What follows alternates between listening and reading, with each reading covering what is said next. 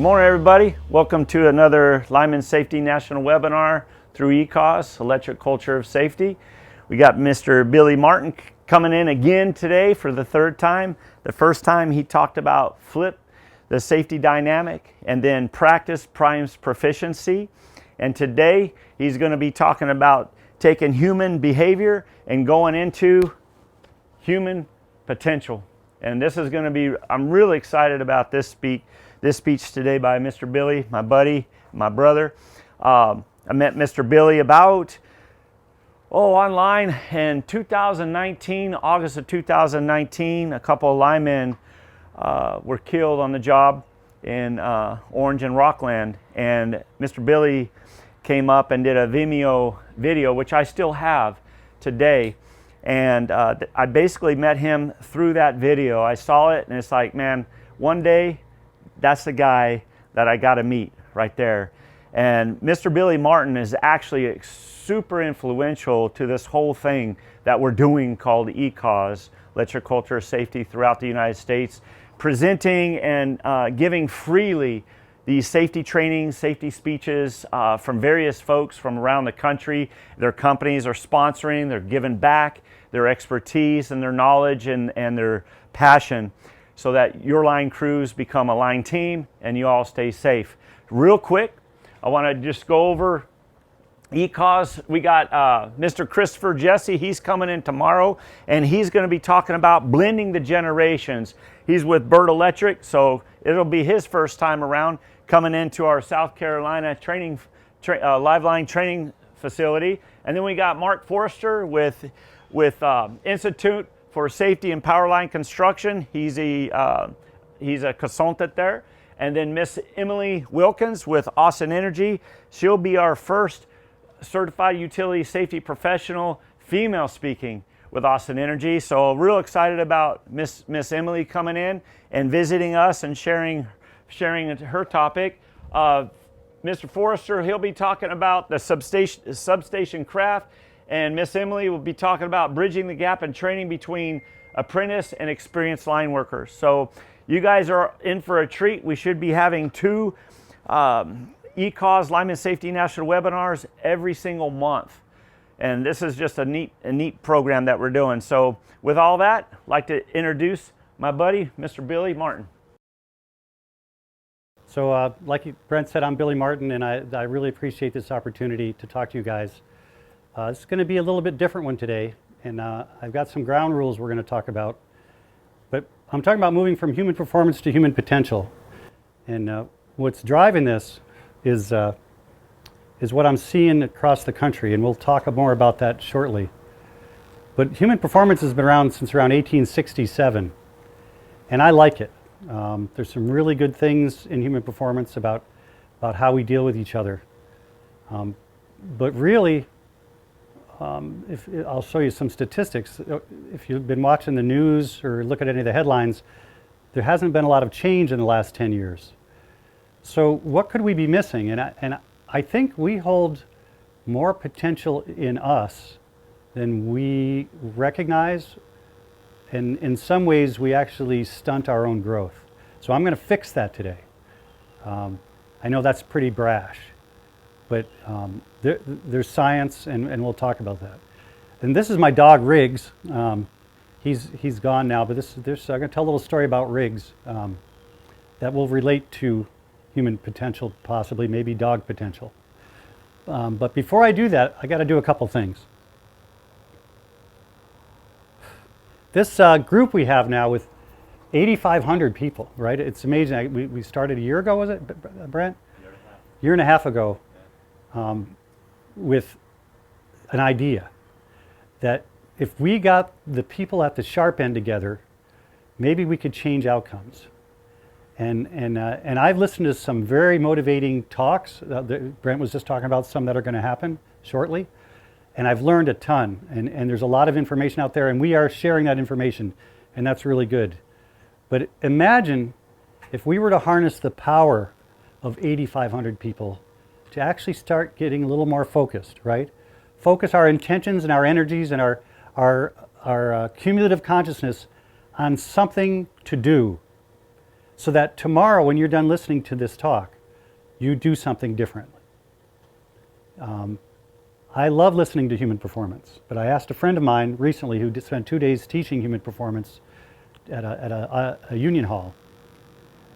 And I know him well, so I can ask this, and it might sound abrasive to you guys who are listening, but we have to start asking the questions. And the question was, you know, I love this stuff, and I can sit and listen to you for days, but I need you to tell me, what is that tactic, or what did you leave them, so that tomorrow when they go to work, they apply whatever it is you taught them. So something changes in their physical reality at work tomorrow. And honestly, he was stumped. Because we think all of our good ideas are producing change. But that only happens if we give them something to do.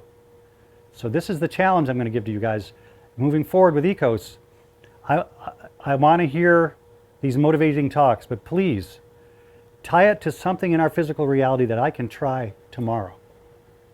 So, and then, you know, imagine if 8,500 of us agreed on a tactic and tried it for a month, and then reported back to whether it worked or not. It's okay if it doesn't, because then we can try something else.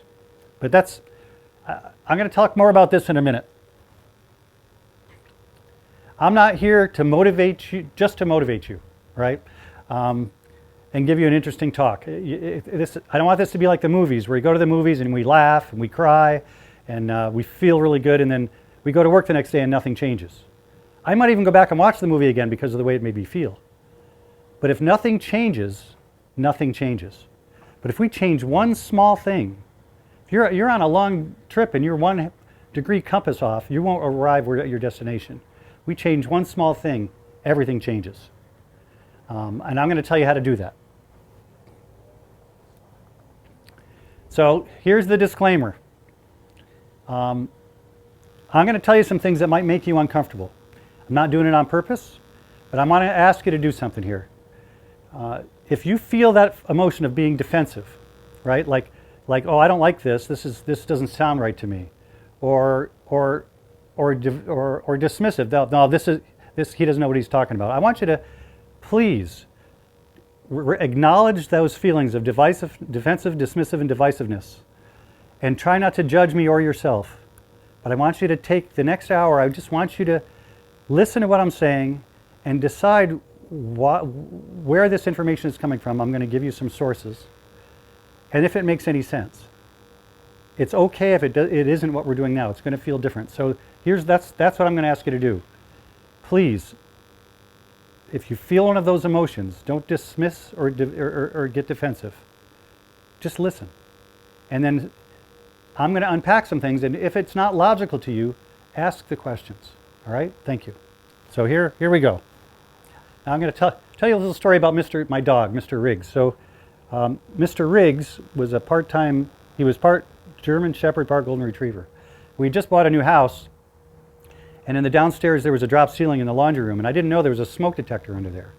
So our top deck didn't have an exit, stairway exit, and we left the screen closed. The sliding glass door open, but the screen was closed. So when we left, shortly after we left, evidently the battery went and started chirping. It drove him nuts. He knocked down the screen, and he jumped off the 17-foot deck. This video isn't really good, but it'll give you an idea. This is the first 24 hours after his injury. So I went to the vet, and the vet said he's paralyzed. He's fractured something in his back. There isn't any other problem, and he's going to be paralyzed. You need to either get a wheelchair for him or put him down. He was 9 years old. So I could have listened to that, and because he's an expert, right? He's the expert. Or I could ask some questions and think about it, which is what I did. And these pictures are of bringing Riggs down to the water, and for 10 weeks, carrying him into the water, walking him. And it wasn't easy, right? I could have, watched videos and hoped that he got better, let him lay in the room and waited for him. But instead, we did this. I asked Riggs, I said, do you want to do this? And you can see by his face, he said yes, right? So this is him being dried off and warmed up in May because the water was cold. First with a life jacket because his back legs were knuckled over. And then when he got stronger, without that, and here's the result of that decision. That's some of his first steps on our front lawn. All right? The dog that was supposed to be in a wheelchair and be put down. And then a little time further, here he is headed down to the lake. He was never fully as strong. He lived 2 more years to be almost 11 years old. But the moral to the story is, we did something, right? Riggs and I decided to do something. You know, I could have waited, I could have listened, but if we tell a nice motivating story and we don't do anything after it, nothing changes. And that's what we're here to talk about. So here we go. Look, the moral to the story is, if you plant corn, you get corn, right? If you do nothing, nothing happens. If you do something, one small change changes everything. So I hope you're getting my drift. I don't want to. I love the information we're getting. I love human performance. I can listen to it all day. There's the 5 HOP principles, which I might bring up in a little while here. And there's a bunch of you out there that can recite them by heart. I can't, but a lot of you can't, because it doesn't connect at a level, a physical reality level. It's not changing anything as a thought, because it doesn't unless we translate it. And maybe if we increase our human potential, we can take a lot of the good things we're thinking about and translate them. But in the meantime, it's time to do something. And that's what I'm here to talk about.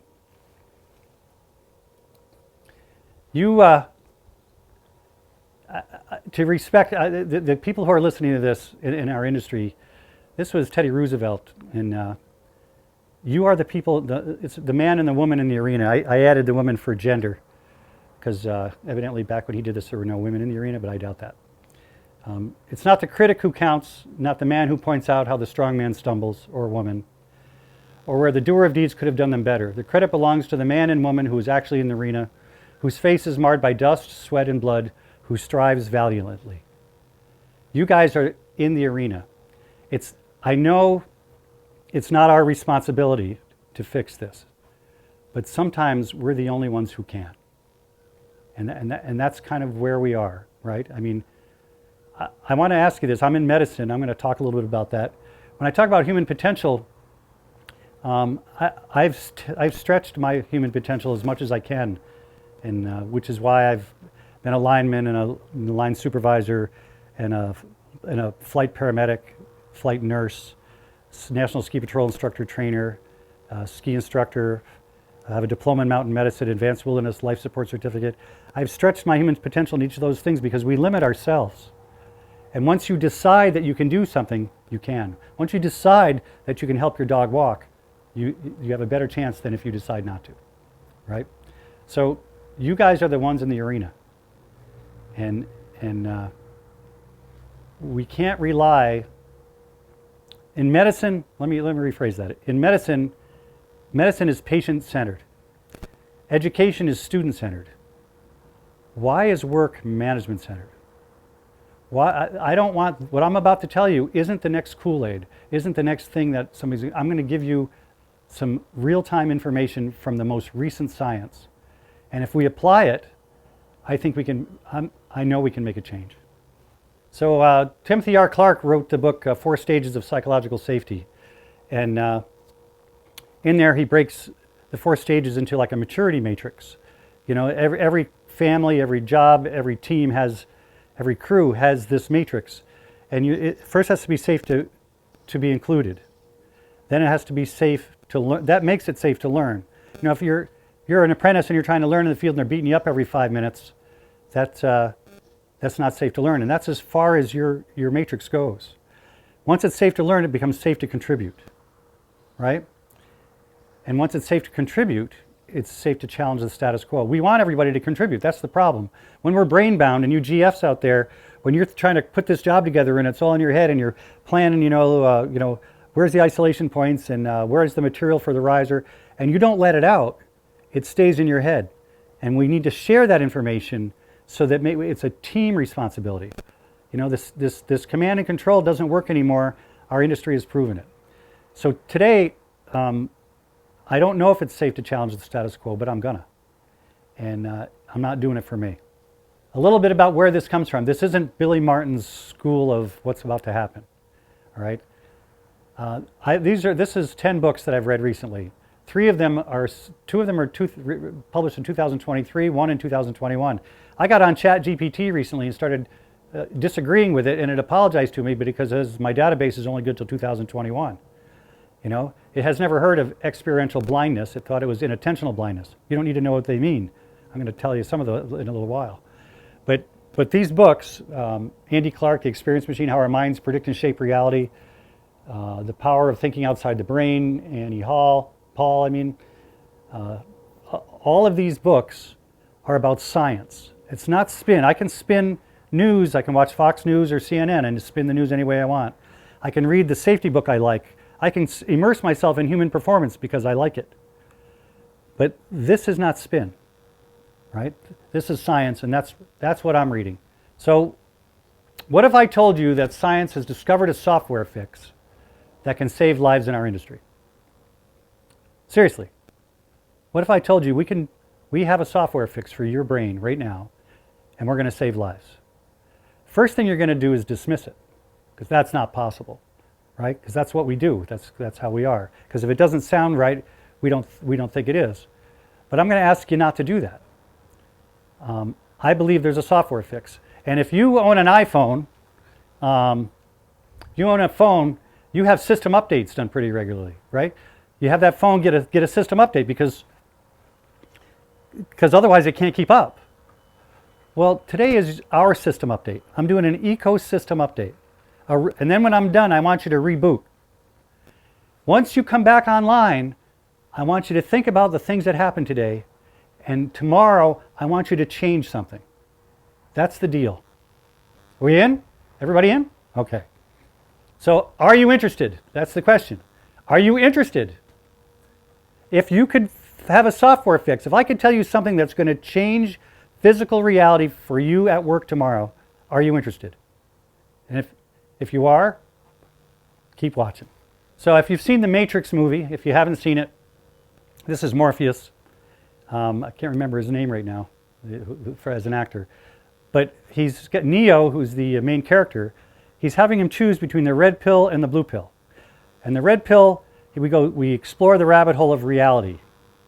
The blue pill, we go back in the same reality we're in. All right? And that's kind of where we are in our industry. If you've been watching the headlines, they pretty much tell the story, right? We are in this never-ending loop, and we keep trying to do new things to change it, and then something happens again. And then we do the same thing again, and it happens again. So I'm asking you to take the red pill for the next hour, just for an hour. All right? Here we go. So I got to divide between social reality and physical reality. So if you're in the utility industry, you build things, right? You actually create things that don't exist sometimes. You go where there's no substation, and when you leave, there is one. You go where there's no power line, and when you leave, there is one, and there's brand new houses with power, right? And if you get hurt, that's physical reality. And you feel the aches and pains when you go home, that's physical reality. Human performance, for example, is social reality. Or if I had a $100 bill to hand you right now, that's social reality. It's a piece of paper. It's not $100, but we make it worth $100 because we apply social reality to it. Social reality becoming physical reality. But in the human performance end, it's great stuff, and I really like to think about it. And if we really want to go further and explore the HOP principles, right? They make sense to me. People make mistakes. Blame fixes nothing. Context drives behavior. Learning is vital. Response matters, right? Those are the 5 HOP principles. I love it. But if we don't apply that to something in our physical reality, that guy still falls off the ladder tomorrow, right? That's physical reality. We have to tie something to our life in physical reality. I hope I'm not being too abstract for you. What do you think, Brett? Are you getting it? So we have to separate social reality from physical reality. And because we think it's true. Because the veterinarian said, he either needs a wheelchair or you have to put your dog down. We can. That's his his social reality affecting my physical reality. We decided not to believe it, and the dog walked.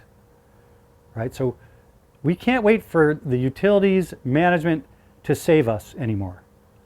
We have to change something in our physical reality so something changes. Because social reality, without connecting to our physical reality, changes nothing. And you human performance gurus out there, I'm not beating up human performance. I think it's awesome. But it's reached a plateau. We have more potential than we can even imagine. I'm going to talk to you about 3 things you most likely have never heard before. Experiential blindness, optimism bias, and predictive processing. And you don't, they don't mean anything. They're words. I'm going to point them into your physical reality to show you how they actually affect you. And then I'm going to give you what to do. All right? I'm going to explain what happens and what you need to do to avoid it. So I'm going to go one more step on this motivation thing. I love motivation. I love the movies. And I like motivational speakers. But motivation is not enough. We need to do something. Telling people it's safe for you to speak up is imagined reality. Got that? So if you could practice speaking up, now you might have something. I was going to bring my violin, and you wouldn't have liked it because I'm not very good at it. And I can go online and read about the violin. I can watch YouTube videos about the violin, and I can watch the concert violinists, and I can dream and be motivated to play the violin. But if I play the violin without practicing, it doesn't sound very good. Because the physical reality is without practice or without creating that circuit in your brain physically, motivation's not enough. So I need to close this today to make sure I give you something to do. And I'm going to ask all of you, if we at ECOS continue just to motivate without applying something to do the next day, we aren't going to be a lot different than what's already out there.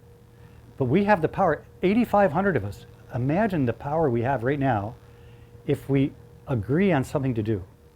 And I don't care what it is, because the most successful people in the world fail often and quickly. The unsuccessful fail over and over at the same thing. And that might start looking familiar to you if you look closely. I'm going to show you a video here of Daryl Hamlin, the football player. Just watch this for a minute, please. This very good defense. Hamlin's taking the place for the injured Micah Hyde. Welcome back to Cincinnati, where medical personnel have been working on Bills safety Damar Hamlin for the last 9 minutes. Hamlin made a hit. He got up, took a couple of steps, and then just fell to the ground. We don't know, of course, the extent of his injuries, but the entire Bills team is out on the field right now. Several players are down on their knees. Other players are holding hands, praying. You can just see the worried looks on their faces. As soon as we have more, Joe, we'll pass it on up to you guys in the booth.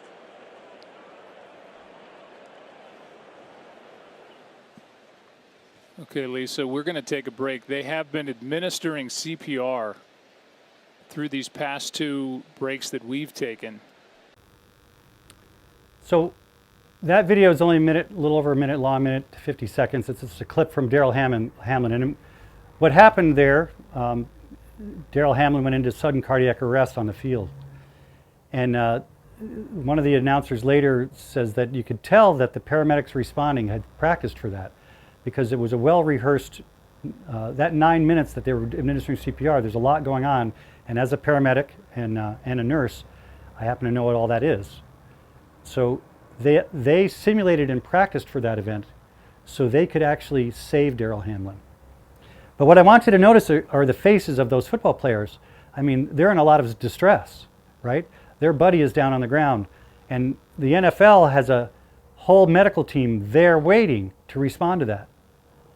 What I want you to do is think about what's going on in our country, because a line crew or a substation crew, when they have a serious event, they are the first responders.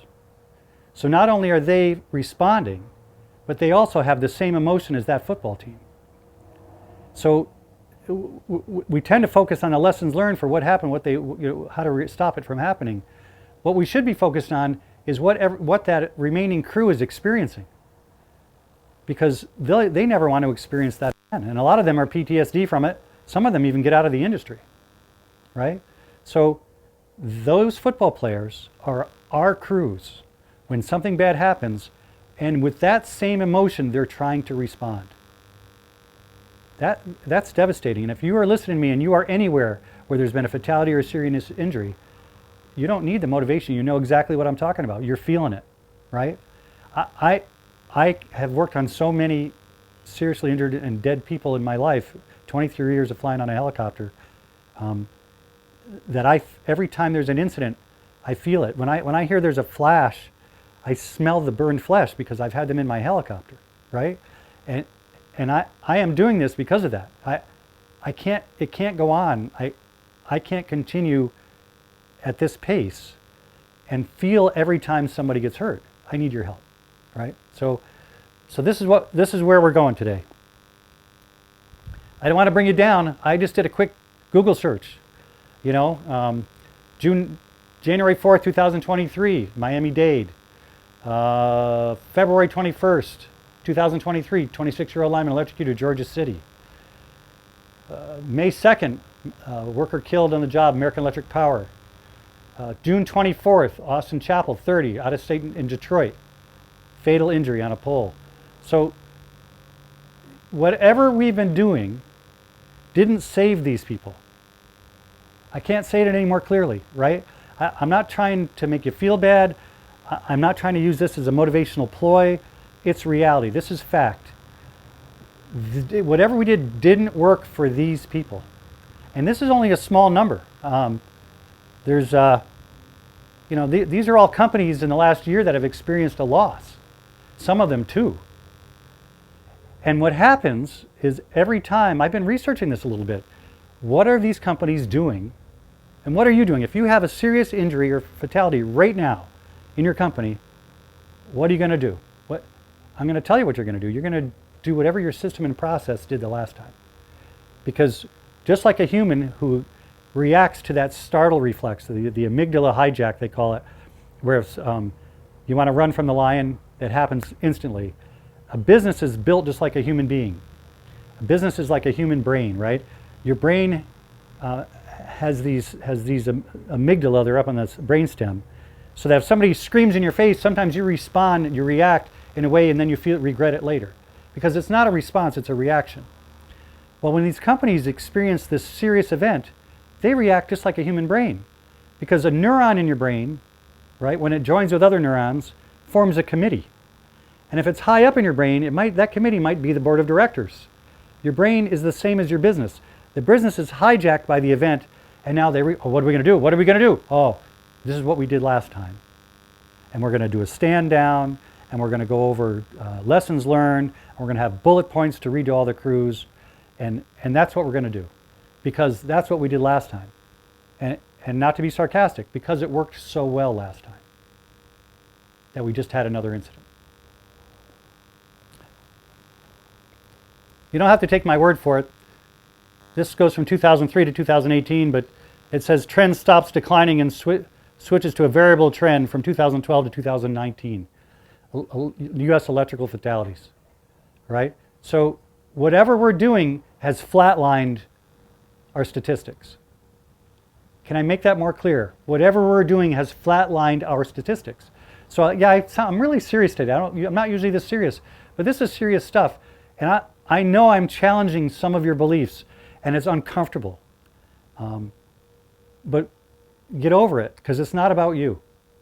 This is about the people that suffer the physical reality of a life-changing event, family-changing event, future-changing event, because those people who have left the planet are not going to do the things that they were supposed to do here. Einstein said it, right? We can't solve the problems we face today using the same thinking when we created them, right? So it's time to think differently, and that's what I'm here to do. So again, when was your last safety stand down, right? And here's what I noticed amongst other companies. One company has, well, I'll tell you who it is, and I hope PG&E, you don't mind me talking about this, but you have the 10 keys for life. I love them. I think they really stand for something. And when you had 2 fatalities, you did just what every other company on that list did. You refocused on those things you were doing. So we're going to refocus on those 10 keys for life. But those 10 keys for life didn't save the 2 individuals that died. It's an amygdala hijack. It's a reaction. We got to do something. We're going to refocus. What we need to do is something different. If you want a different outcome, we need to do something different. Will your next stand down, and Brent actually mentioned this to me yesterday, stand down, he heard stand up for safety. You know, standing down is, when we stand down a crew, you know, that's a punishment, right? And we want to learn from this, right? No blame and shame. Stand down. It's a military. It comes from the military. Command and control. We want to stand up for safety. So we need to start watching our language, right? When we judge something, immediately caps our intellect, right? So like when you judge that guy driving down the road because he's an idiot, because he just cut you off, you're done. Your brain doesn't need to do anymore because you've already done. You judged him. But the reality is that guy could be on drugs, alcohol, or suicidal, because those are the number 1 and 2 killers in our country from 24 to 44. So if I use a higher level intellect, I don't want to judge him. I need to create space between me and that guy. That's a higher level thinking. So when you stop, if you dismiss, be defensive, or judge, you've capped your intellect. And I'm talking to the smartest generations on the planet here. You know, every generation has a higher IQ than the one before it, right? It makes me one of the dumbest people in the room, right? But it's not. But you need my experience. You can tap into my experience, but you need to connect. My generation was command and control. My line foremen were all Vietnam vets, right? They came right out of the military. But that doesn't work now. We have a team. You know, one of my foremen had 40 years, another had 30 years. They knew everything. I could go to them. But now your cumulative time on a crew isn't that much time. So you are the smartest people when you connect. There's a thing, and you can Google this if you want. It's I'm going to tell you right now, ChatGPT won't know it because it's too new, but it's socially enhanced cognition. We're smarter together. All right, so let's look at what we can do. I'm going to give you a little bit of my why. This is some of my experience. Right, Everest Base Camp, backcountry skiing, avalanche trained, 23 years flying on a helicopter, National Ski Patrol instructor trainer. It's all good, but all of that experience in high risk, high stress environments has made me embrace the need for the team. That I can't be brain bound, and the guy in charge has to let out what he knows, because all of us matter. And if one of us sees something, everybody has to see it. I don't care if it's wrong, right? That's where we are. And if you're ruminating about, I don't know if I should say anything, that means it's not safe for you to contribute. And we need to fix that. That's the zero, that's your laser focus. Why won't that guy speak up? So see something, say something, please. Can we change it to see something, do something? Because by the time you decide what you're going to say, it's over. I'm also a gondola evac team the last 20 years, just for fun. When I see things like this, for the normal guys, this was good. There was no serious injury. But I hear screaming because I've been on that scene and I've straightened more limbs out than I can count and dragged more people out of these things. So I hear it when I see this. And when we're lucky, for every fatality that's been happening in our industry, there's a ton of you that have been lucky, right? I can tell you a number of incidents just recently, unplugging an elbow, not knowing it's energized and then grounding it, right? Hanging a guy wire after all the rubber is taken down, and the guy on the ground sees the guy wire hang up in the basket, so he goes to move it and it hits the primary, and he catches 7,000 volts hand to foot. Luckily, he did all right, but he was lucky. All of these things where we're lucky, it just means it should have been a fatality and it wasn't. So that's my why. That's why I'm doing this.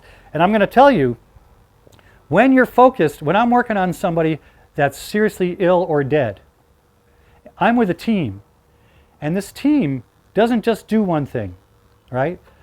We have to talk to each other. And we'll be at the point where the guy's still dead, or crashing quickly.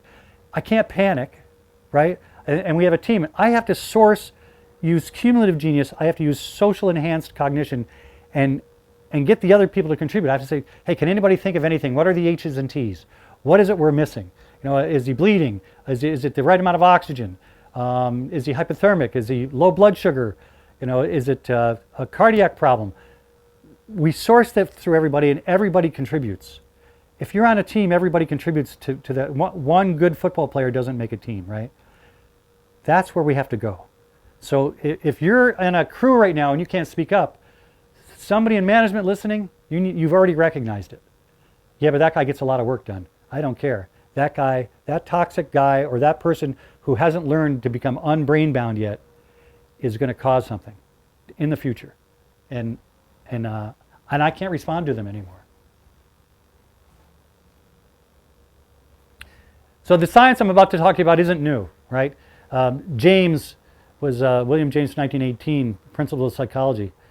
The bodily changes follow directly the perception of the exciting fact that our feeling of the same changes. So that's a lot of jargon for we think, we get scared, we have an emotion and then we run.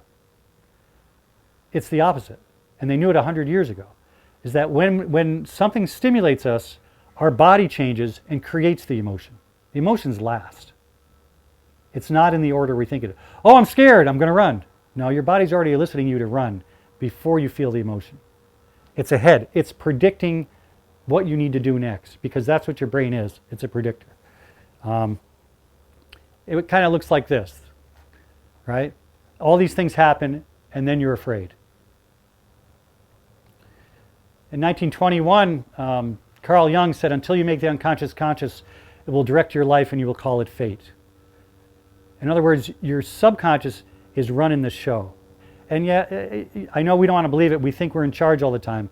But you guys are driving down the road thousands of miles and you miss an exit because you're having a chat with your buddy in the car, listening, drinking a coffee, petting your dog, listening to some iTunes, right? Who's driving when you miss the exit? Who's driving, right? Your subconscious predicts everything ahead of you. If you have a plant in your house and you forget to water it, it wilts.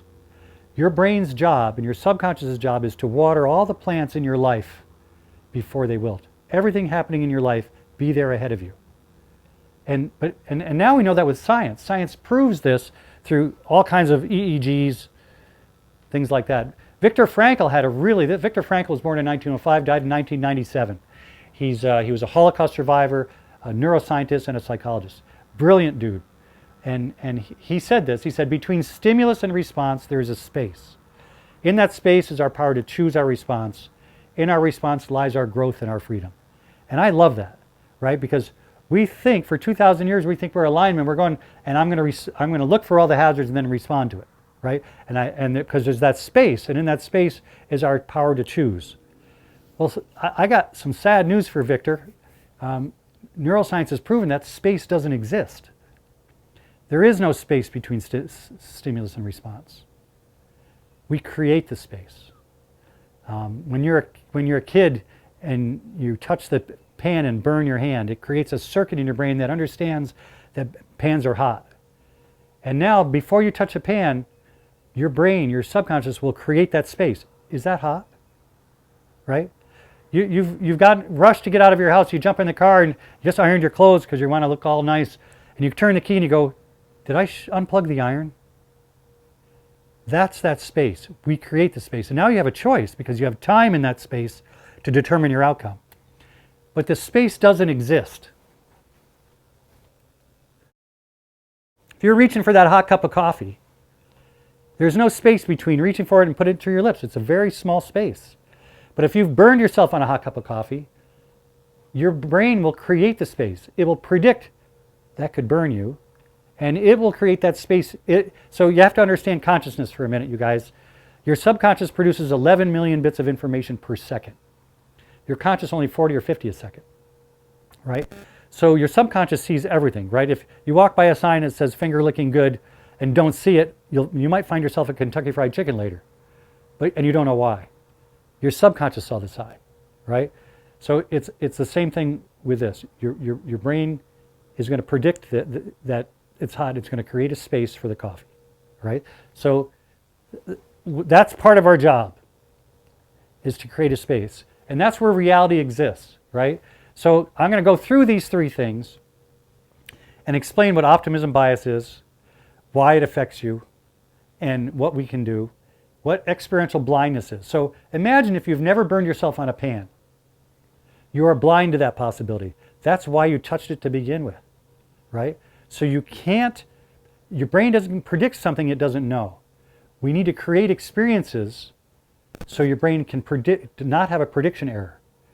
And that's why we wonder when somebody does something, that was stupid, why did he do that? The person never predicted, because optimism bias says it's not happening to me, it happens to somebody else, right? You guys listen to me, hey, that's never happened on my crew, until it does. And then you're like, how the heck did that happen, right? And that's what I'm going to cure that today. I'm going to talk about experiential blindness. It's a little hard to see because of the way I did this slide. That's the Kungo Icefall at Everest. And if you're about to climb up the tents in the foreground are the camps where you stay before you hike up the mountain from 17,600 feet. You have a certain feeling for what that distance is right now in your mind. And I don't want you to beat yourself up. Just look at that and your mind will create some type of belief. But I'm going to zoom in a little bit, right up about here. I'm going to zoom in on that, and it's going to change your perception because you've never been there, so you're blind to it.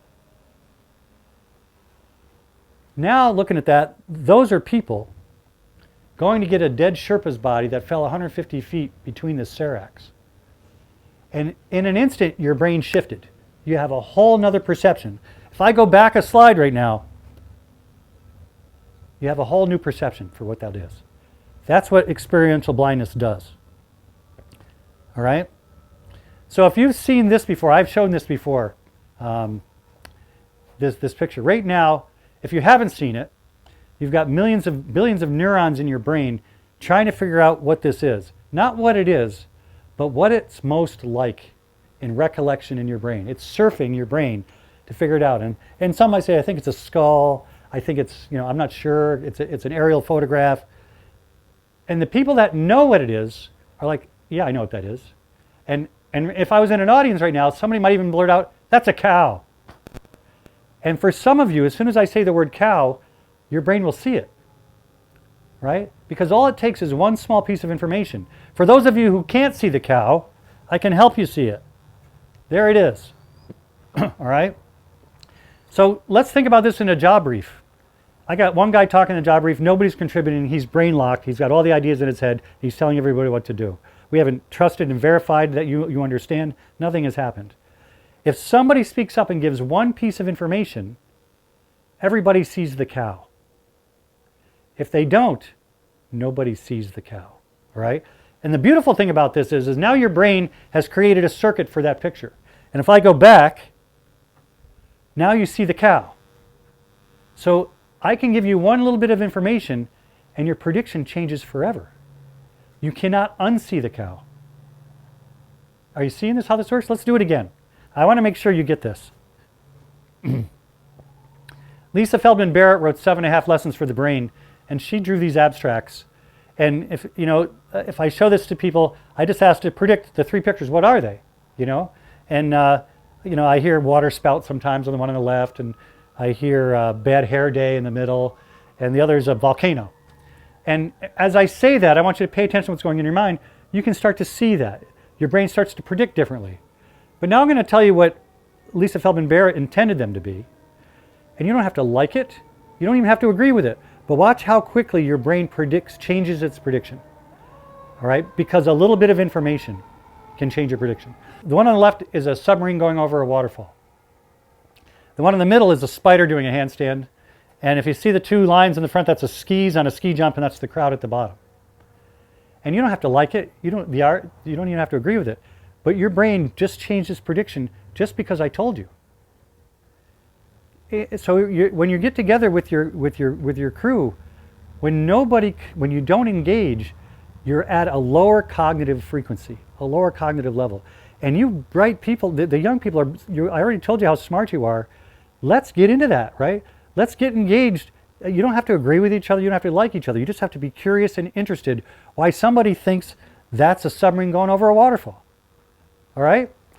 I'm going to do it again because it's not, it's what we perceive, what we think we see, and what we see are two different things. So you see the two different size heads there.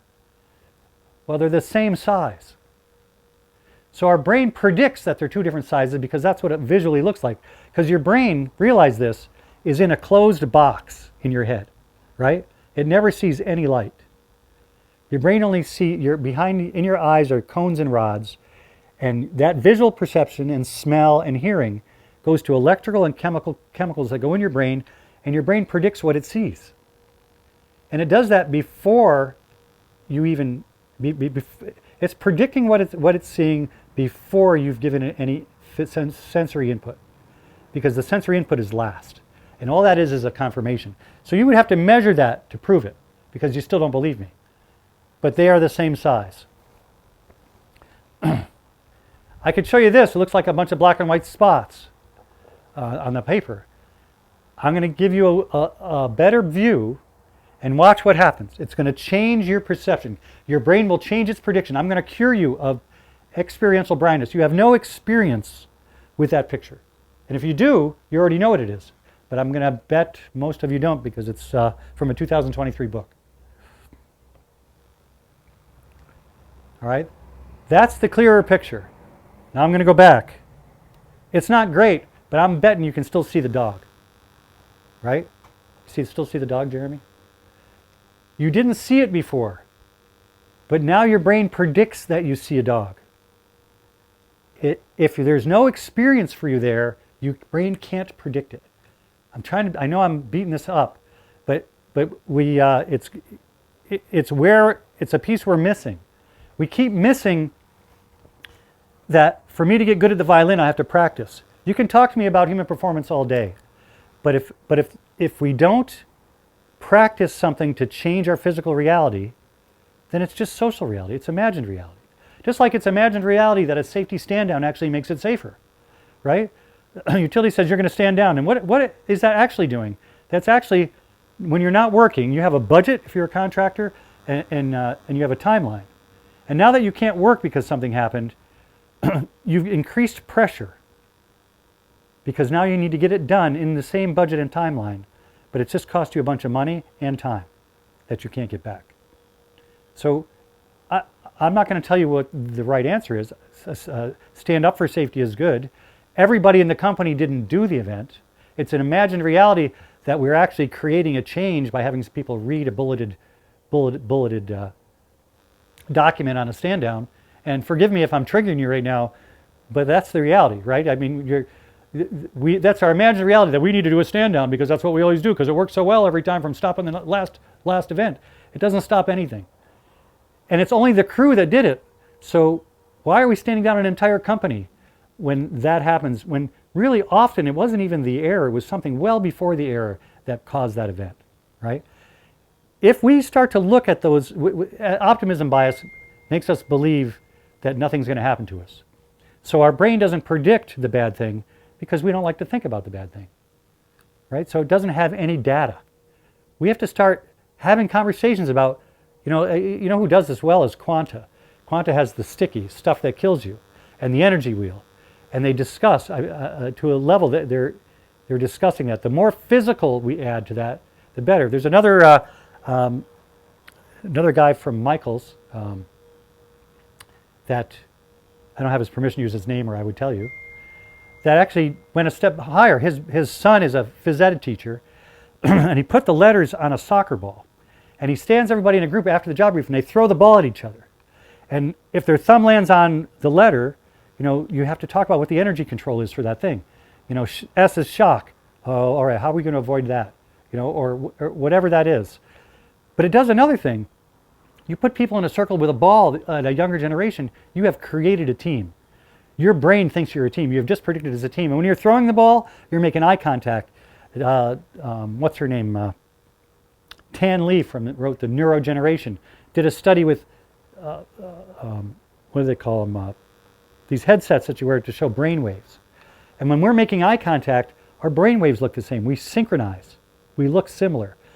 I can tell you on any of these fatalities, if I went on that job site and I could see their brainwaves, everybody was somewhere else, because when we're disconnected, something happens. You're a parent with kids, your kid only gets hurt when you disconnect from them. You know, they don't go under the sink and drink Drano. But if they did, it's because you were disconnected, right? If you're on a team and you're connected, we build silos, right? Because command and control, right? I'm the lineman, I'm in the bucket, you're the grunt on the ground. You've just separated yourself. You're not separate.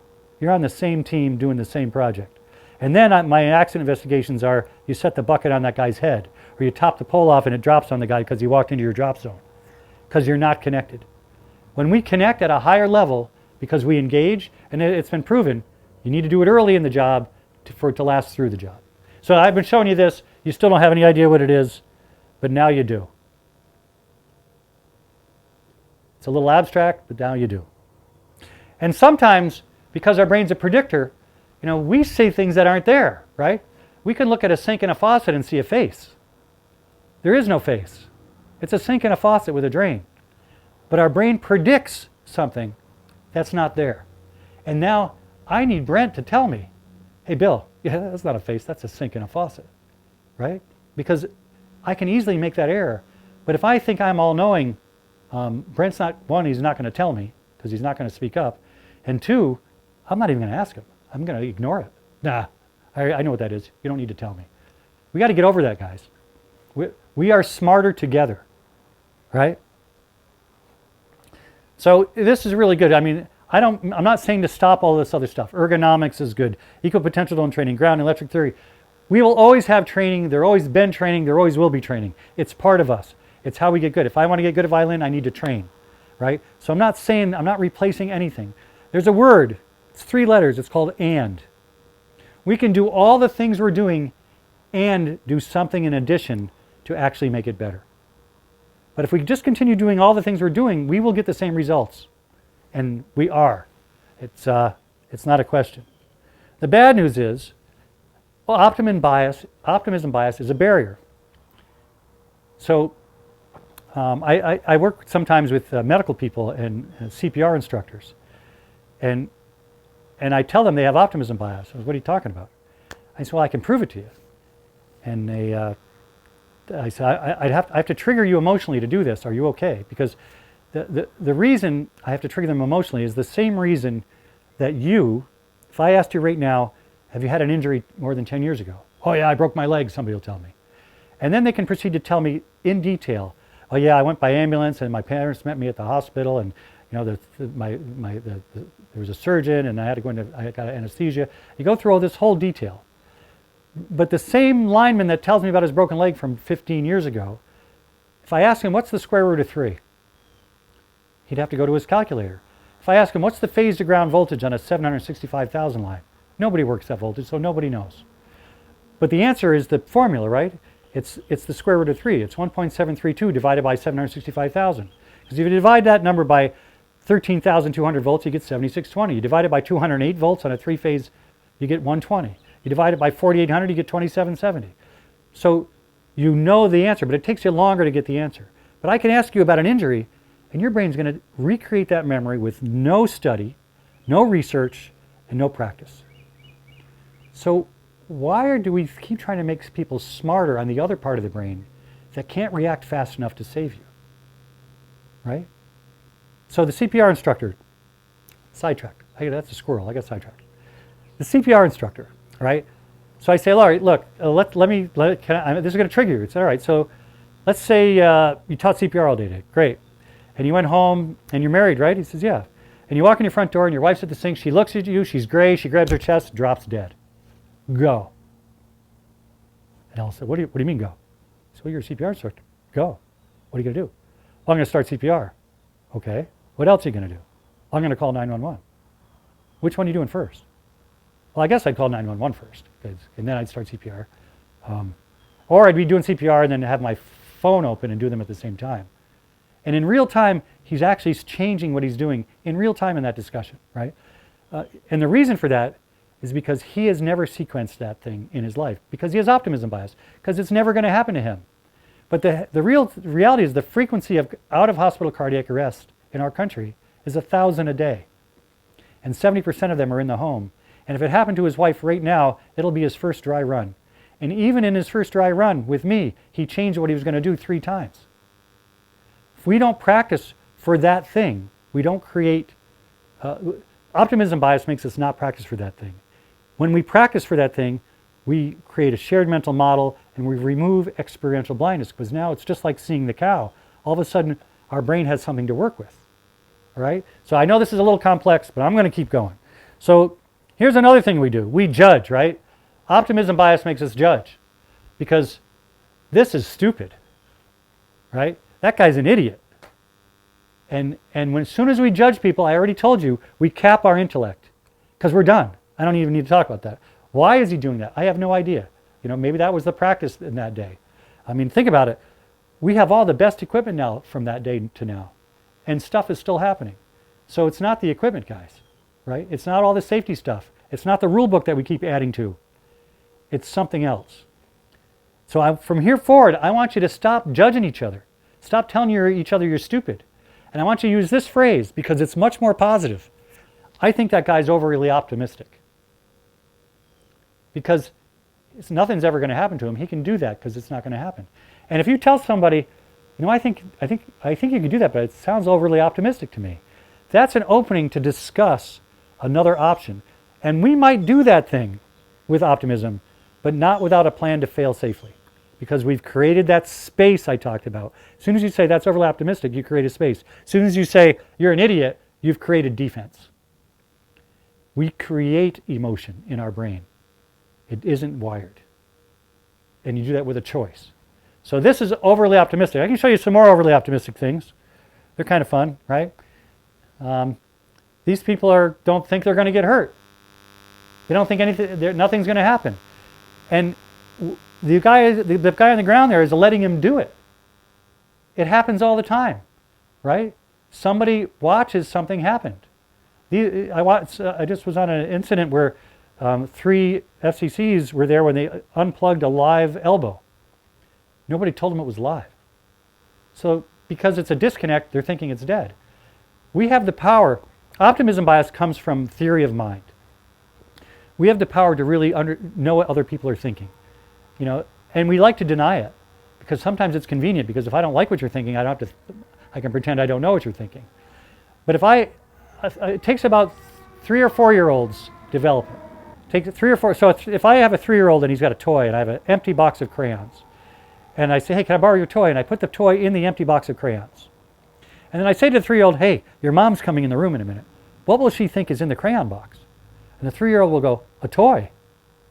Because he hasn't developed that ability to have theory of mind yet to understand that his mom's going to see the crayon box and thinks it's crayons, right? We do that. And what we do, though, is we ignore it because it makes us uncomfortable. We'll see a micro expression on somebody's face, or a word, a tone. I mean, when someone you're connected to comes home, they don't even speak, and you say, what's wrong? What happened at work today? Right? Because you read it. We read that on everybody every day. But we need to be brave enough, to be vulnerable enough to ask the question. You know, Jeremy, you all right today? You know, you look a little more serious than usual. You know, Jeremy's our genius behind the camera, behind the whole process. It'll never happen to me is optimism bias. So we all have it, accept it, right? But once we decide what's that thing, like this quanta, sticky, what's that thing that might kill us today, right? What are we going to do if this happens? What if this guy climbs, you know, and then actually if you rehearse, do a mental rehearsal of a response, let's say it's hot in our country right now, and I know Lito Wilkins in California is actually doing this. You know, it's really hot today, guys. All right, John just got off a pole and he's pale. Boom, he's unconscious. Go. Rather than wait for the event to figure out how you're going to respond, create a shared mental model of what that looks like. And you might actually save his life when you realize the difference between heat exhaustion and heat stroke is level of consciousness. And if he gets to 105.8 degrees, protein denatures, which that means throw an egg on the hood of your car that 100-degree day and watch what it does. That's what your brain does. And you can't bring them back from that. And if he comes back, he won't come back as John. All right? But if you make him cold enough and you keep him cold, and get them to the hospital eventually. But that's really this thing, is to keep them cold, make them really cold, not call 911 and sprinkle a little water and wait for the paramedic. You are the response to that. So that's a mental rehearsal. It's hot today. What are we going to do if somebody passes out? And then you start with the shared mental model, you realize, hey, I don't have enough ice in the cooler. Hey, you know, we didn't pick up water this morning. I mean, you start to realize the things you miss. But you're experientially blind to it because of optimism bias, because nobody on your crew is going to pass out today. I'm hoping I'm making the connection clear. Are you getting it, Brent? Yeah? How about you, Jeremy? You getting it? Remember, 1,000 cardiac arrests out of hospital per day, right? So when you go once a year or 2 years and practice your CPR, you need to realize if you don't rehearse that, how that's going to happen, the skill is not as important as rehearsing for the event. It's the event we need to be prepared for, right? I mean, 911 can talk you through the skill, but if you're not prepared for the event, you're going to have a stress response. And if you have a stress response, your performance is low.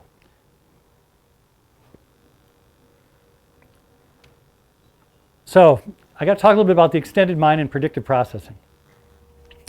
When we are brain bound and it's in our head, you general foreman and foreman, listen up. If this is in your head, and I got all this work to do, I'm going to use an example of something recent. You know, we got to extend a 3-phase riser on a pole, and the underground has to stay hot in these developments. So we got to go around to these different transformers that are tie points and stand off the circuit that comes up the pole so it's dead, so I can extend these risers. And I got to figure out what material I got. And I got all this stuff, and you're brain bound with all that thought. But when you let it out and you extend your mind to your crew, you can say, "This is what's in my head. Let's talk about anything I might be missing." And what you might be missing is the 3 questions you really need to prioritize. What's the voltage? Where's it fed from? Where's the open? And everybody needs to know that. But you're thinking about the material you need and the riser you need to extend. But when you release that information to your crew, that information comes out, right? So that's extended mind.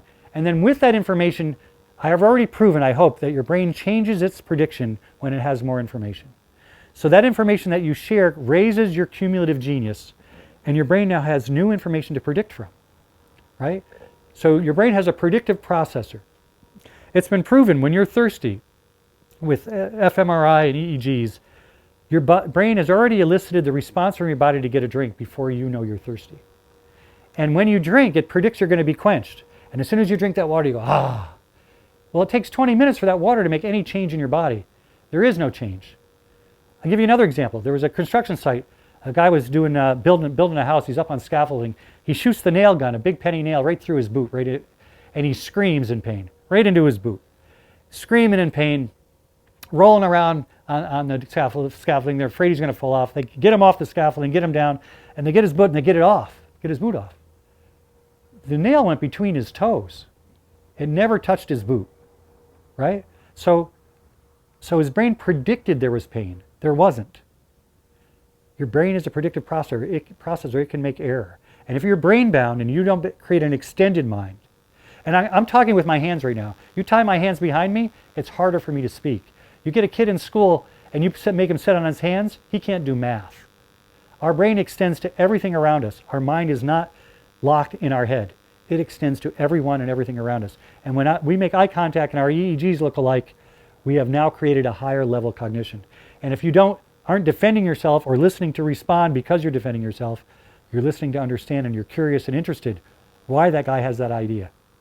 You don't have to like him, you don't have to like me or my idea. But you should be curious and interested why I am so passionate about this. Because nobody's talking about what I can tell you right now, there is nobody that I have heard talking about optimism bias, experiential blindness, and predictive processing in this way. Even ChatGPT, because it's too new. Science is moving at a light speed race. Even light speed has changed. They've proven Einstein's light speed is wrong. Light travels at many different speeds, much faster, right? But Einstein, he's like me. It's like an old baby boomer like me, right? I'm the guy who's leaving you a pile of crap here, but I had a black and white TV, a rotary phone, and no internet, right? But my experience, tap into that. Talking, our minds in our hands. That's me talking with my hands. That's that movement of your hands, thinking in spaces, thinking in your body. You get messages from your gut, right? That tells you something's wrong. We say, my gut's not right. That's a message. That's part of your body that is not connected to your brain, but is, right? We need to listen to those messages. And your predictions can change. If you look at the ABC across, it becomes 12, 13, 14 down. Your brain will change its prediction depending which way you're looking at the same thing, right? And you may not see something somebody else does. You may see the cow, and the other fellow may not. And you can explain to him, that's a cow.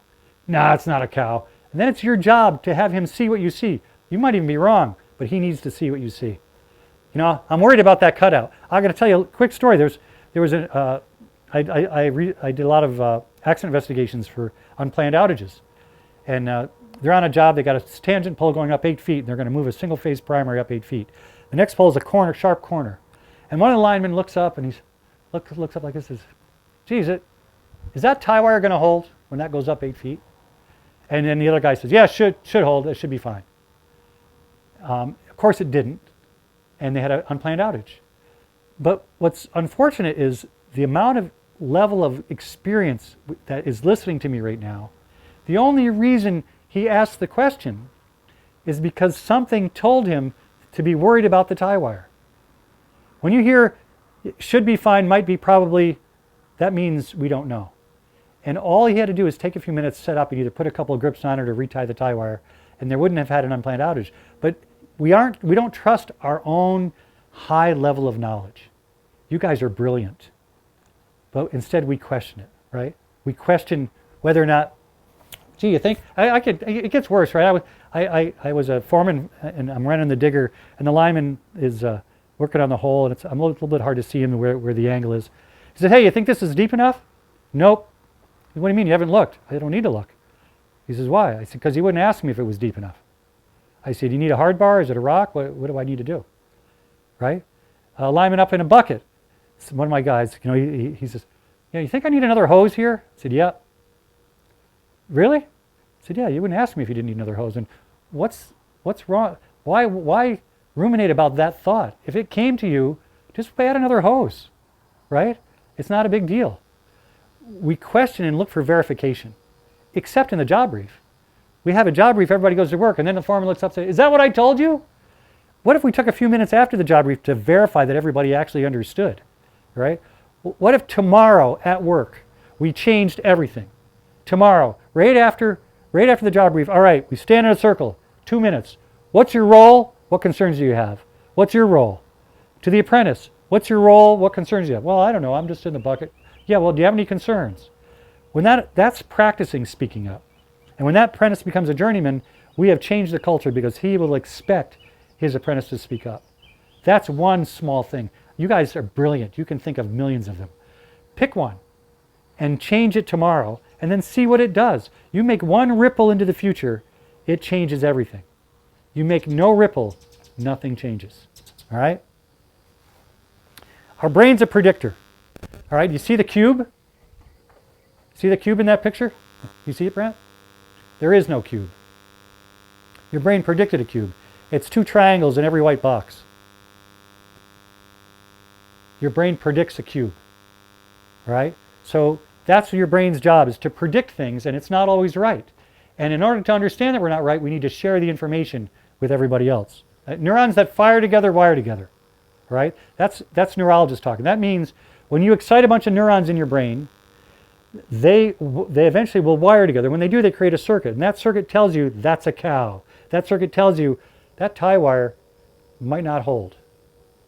And if we start listening to those words as triggers, as red flag words, should be, maybe, might, probably, we can go forward with a maybe, but let's have a plan to fail safely, right? And the words, I have no expectation. If you listen to this and you feel really good about what I'm telling you, I'm happy for you. But if you don't change something tomorrow because of what I'm saying, this is a waste of both of our time, all right? I am going to show you a slight video. Can I do that? They are just built.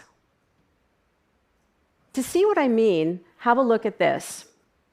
Right now, your brain is working like crazy. Your neurons are firing like mad, trying to make meaning out of this so that you see something other than black and white blobs. Your brain is sifting through a lifetime of experience, making thousands of guesses at the same time, weighing the probabilities, trying to answer the question, what is this most like? Not what is it, but what is this most like in my past experience? And this is all happening in the blink of an eye. Now, if your brain is still struggling to find a good match and you still see black and white blobs, then you are in a state called experiential blindness. And I am going to cure you of your blindness. This is my favorite part. Are you ready to be cured? All right, here we go.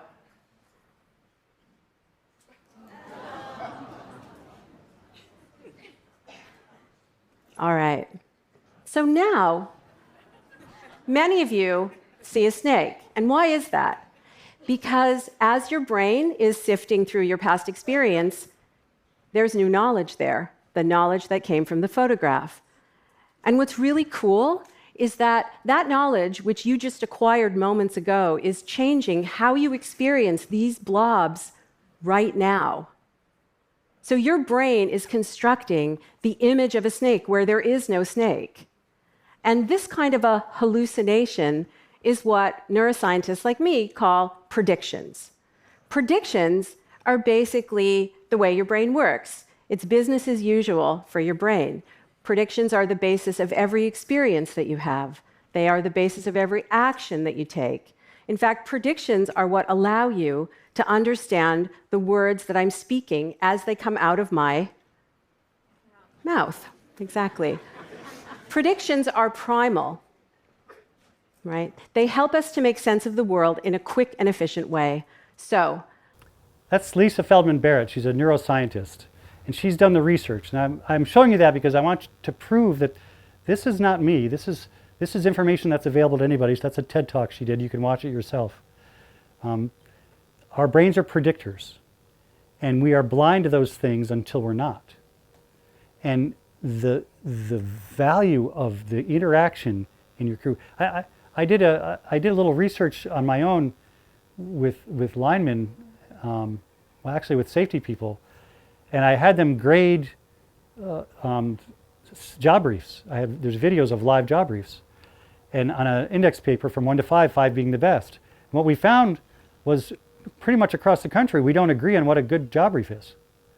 The utility says, you'll get beat up in an incident. Well, that wasn't on the job brief. That's an inadequate job brief. And that's really good to do after the fact, right? Because after the fact, you're outcome biased. Because the person who had the experience didn't know the outcome. But when you know the outcome, it's really easy to see cause and effect. Look how stupid you are. But we need to go to the person that had the experience and what drove him to make that decision. That's where we have to go. And if we allow outcome bias to come in, it's a really easy fix. Well, this is what you did wrong. And this is another part of imagined reality. And complacency is a problem. If I ask 8,500 of you, is complacency a problem? Everybody says yes. And we need to do something about complacency. But it's an imagined social reality. It's a word. And the cure for complacency is this. Don't be complacent. Right? Hey, you guys, you need to pay attention. You're not paying attention to your work. You need to pay attention. The cure to somebody who's not paying attention is be more focused. And if those things worked, the statistics I showed you would have changed long ago. Right? But they haven't. So that's Lisa Feldman Barrett. She wrote the book 7.5 Lessons on the Brain, and I think it's worth your time to realize you don't need to study. I mean, you guys are working for a living, and I am too, but I'm in a different space now. I'm older, and I'm trying to find out what are we missing. What are we missing? If you have that stand down tomorrow for that serious injury, wouldn't it be better for everybody to experience what the football players experienced, right? For everybody to experience, what's it feel like to be this first responder for that fatality or for that serious injury, and have everybody in your company. You want to have everybody experience something? Say, okay, just happened out here. Go. The CPR instructor.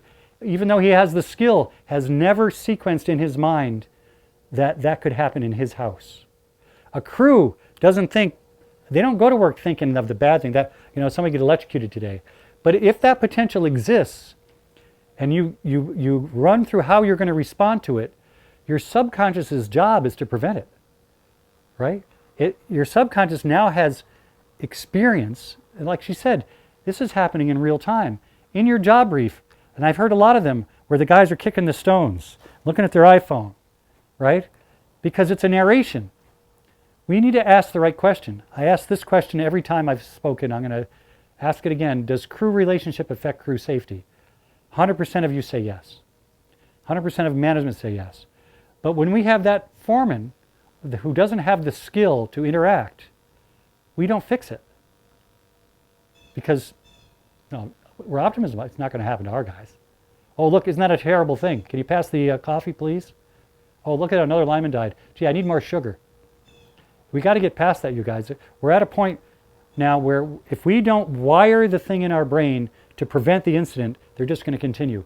And the trick to doing that is to do some mental rehearsal with your guys to create the experience. Just like when you injure yourself and you can recreate it, when you have that experience of the hot day, the guy going unconscious, before it occurs, you create a shared mental model for that response. You create a better response, you reduce the stress response, and you give your brain some more experience for something to do.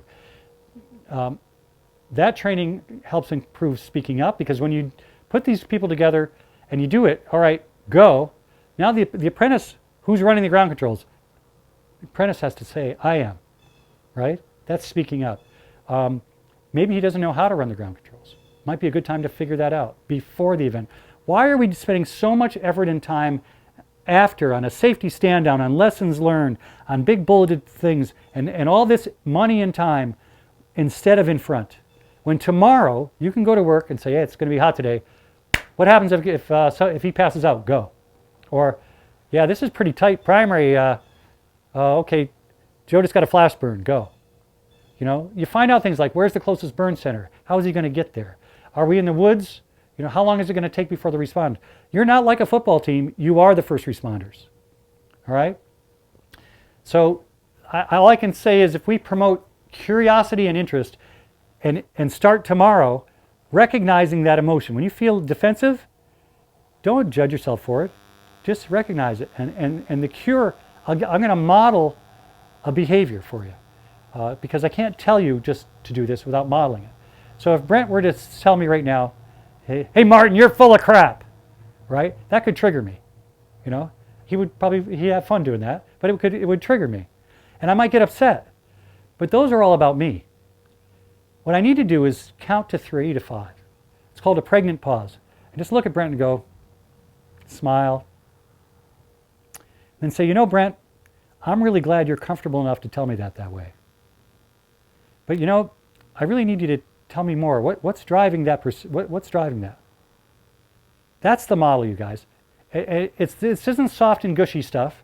This is wicked hard, because you need to suppress that amygdala response that wants you to react and cut the guy's head off, right?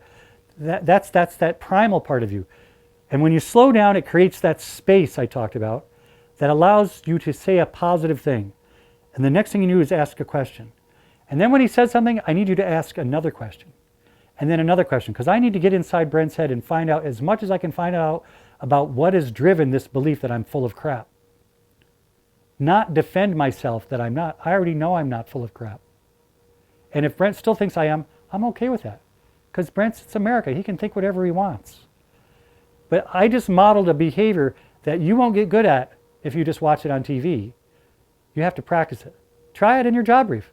Say, I want somebody to passionately tell me I'm full of crap, and let me practice this. Tell me one crew that's practicing that in our country right now. You know any? One crew out of 8,500. How many are practicing our response? And often, right? This isn't something we should just rehearse like once a year, like our pull top rescue. This is something we should be doing a couple times a month. Because every job is different, and every time we're on a new job, we can create a new rich experience for our brain. We can raise the cumulative genius, you guys, of our industry from the bottom up. And I'm going to tell you what's going to happen. If you start to do this tomorrow, the industry's utilities are going to recognize it. They haven't got a clue what they're doing. All right? I don't mean to offend them, but if they knew what they were doing, we wouldn't be having the incidents. Right? They will start to mimic what you're doing because what we're about to do works.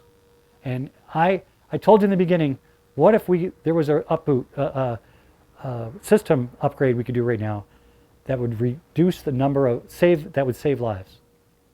This is it. It starts with us. If we work in conjunction with the way we're built and not against it, we will achieve a higher level. So I hope this made some sense to you today. Experiential training, another fancy word, is just practice, right? You create an experience when you practice. It wires neurons in a circuit. It prepares a shared mental model. It primes the subconscious prediction machine. It removes experiential blindness. And it lessens optimism bias because you don't think that thing's going to happen. And now that you've thought about it, you know you can. And the part of theory of mind that's the most important is we are aware of our own death. So we have to be optimistic. Otherwise, we wouldn't get out of the house. So it's good to be optimistic. We get more done being optimistic.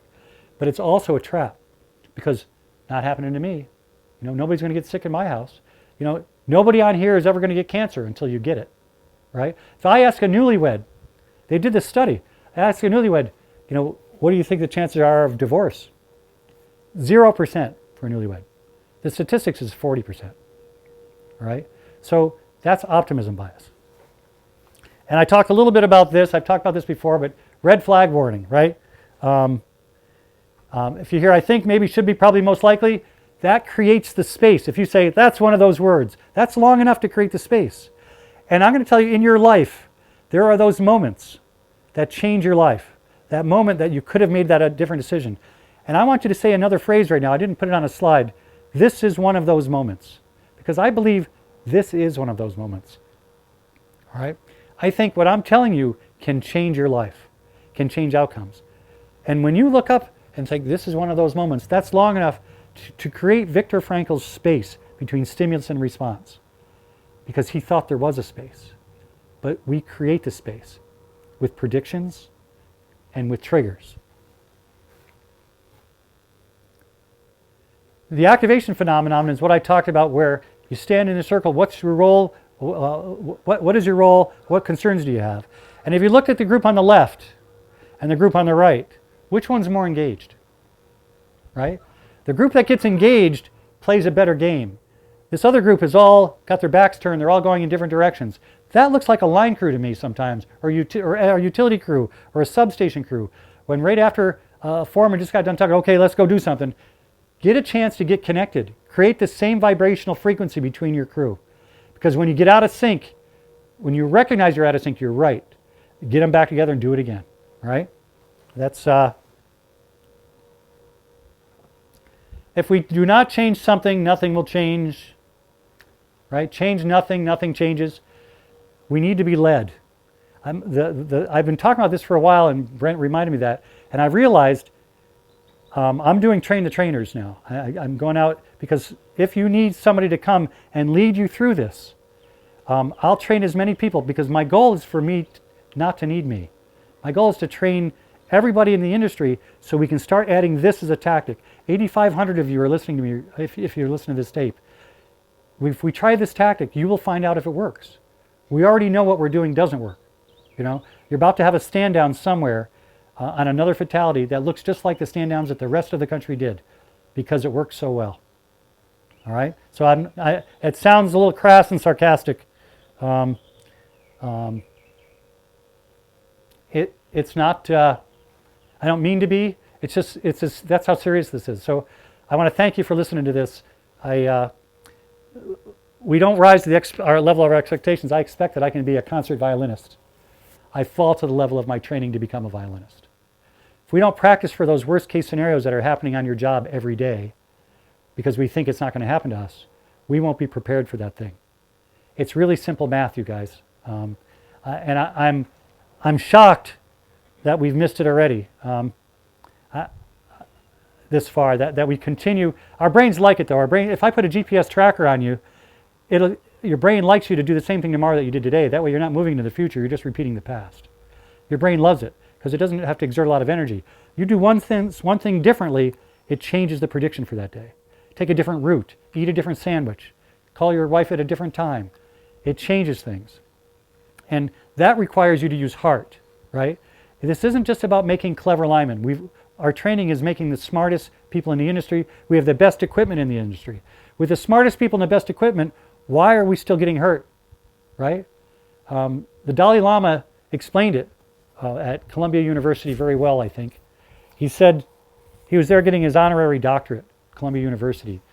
And he's up there, very gracious and very thankful. And all the dignitaries are there. And they said, well, thank you for, and we're so pleased to give you this doctorate. Is there anything else? And he said, yes. He said, I'm concerned about your curriculum. And I want the apprenticeships to listen to this. He says, what do you mean you're concerned about a curriculum? He says, I'm concerned your curriculum is too much focused on producing clever brains and not enough focused on producing good hearts. Producing clever brains without good hearts is unsatisfying to its possessor and dangerous to society. All right? We need to be able, heart means you need to be able to connect. All right? Your apprentices out there, it's not just about how skilled you are and how you can show off how good of a climber you are. It's how well you connect with the guy next to you. And I'm afraid we're producing a lot of clever brains in our industry. If we want to save lives, we've got to start producing hearts. So I want to thank you. My website's on the banner. You know how to get a hold of me, U8500. If you need to be, we need to model what we want, right? If we plant corn, we get corn. If we model the wrong thing, we'll get the wrong thing. If we want to change a behavior, our brain doesn't want to do that. We need to go out in the field, train our leaders, and say, we're going to do that. We're going to do this circle at that Billy Martin talked about at the end of, and it wasn't me, it was Atul Gawande in the Checklist Manifesto. It was a study. After the job brief, we're just going to go around, trust but verify, right? What's your role? What's your concern? What's your role? And that discussion will enable a much higher level cognitive group, right? So, but that has to happen tomorrow. You have to decide to do it. And if you need somebody to come and lead it for you, call me. Or get me with some of your people so I can train them so they can train you. I spent 5 years doing simulations with a company owned a simulation company with a high fidelity mannequin. So I have some experience in it. There's some rules, but they're very simple, and this is a tactic we can apply, and it's going to save us. So thank you. I've spent way too much time. I hope you changed. I hope you're hearing what I'm saying, and I hope you do more than just feel motivated or interested. I hope tomorrow you decide to pick one thing and change it. And once you've got that, pick another thing and change it. If you continue to do the same thing, you predict and change your future in the forward. And I'm fortunate enough, that's where I'd like to be. That's my home. But I'm going to slowly drift out of medicine now, and I'm going to dedicate to this the rest of time I have available, because this has now become the most important thing, because nothing is changing. So thank you, Brent. Thank you, Jeremy and Ben, cameraman. Jeremy's the brains behind the operation. Thanks, Billy. Thank you, guys. This has been awesome.